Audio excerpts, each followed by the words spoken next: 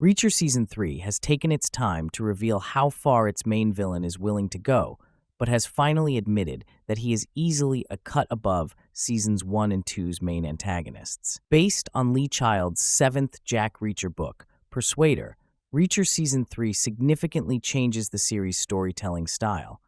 Instead of treading the same path as its predecessors and showing how Reacher takes a no-holds-barred approach towards his enemies, Season 3 portrays him in an undercover mission, where he struggles to keep his identity shrouded. Owing to this new approach, Jack Reacher works from the shadows instead of ruthlessly heading towards his enemies and killing them. He tries his best to ensure that his cover is not blown, and, even when it finally blows, he flees the scene instead of sticking around to fight. These moments alone establish how the stakes for Alan Ritchson's Jack Reacher have significantly increased. However, with one scene, the season further admits that its main antagonist is far more dangerous than Reacher's previous enemies. Even Reacher itself knows Xavier Quinn is a way bigger threat than Season 1 or 2's villains. Reacher has been more calculative and risk-averse in Season 3. In previous seasons, Jack Reacher seemingly cared little about strategizing to fight his enemies. Even when he was outnumbered and outgunned by the villains, he showed no fear and was willing to rely on his sheer physicality and quick thinking to take them down. His approach towards solving crimes and punishing the antagonists was far more direct, where his brute strength was often enough to get him through any situation. While he still uses his fists to solve many problems in Season 3, he seems a lot less reckless and far more tactical than before.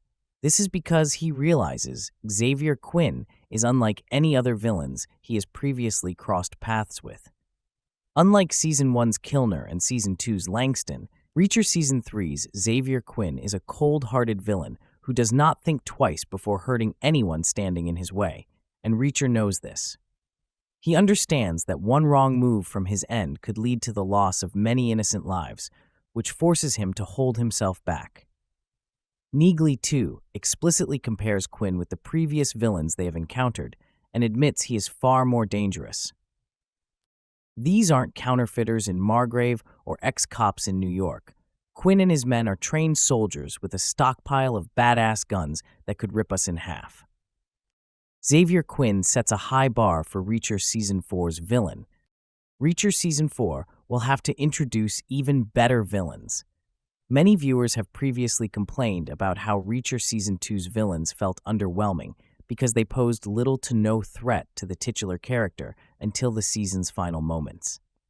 However, it seems unlikely that audiences will have the same issues with Xavier Quinn.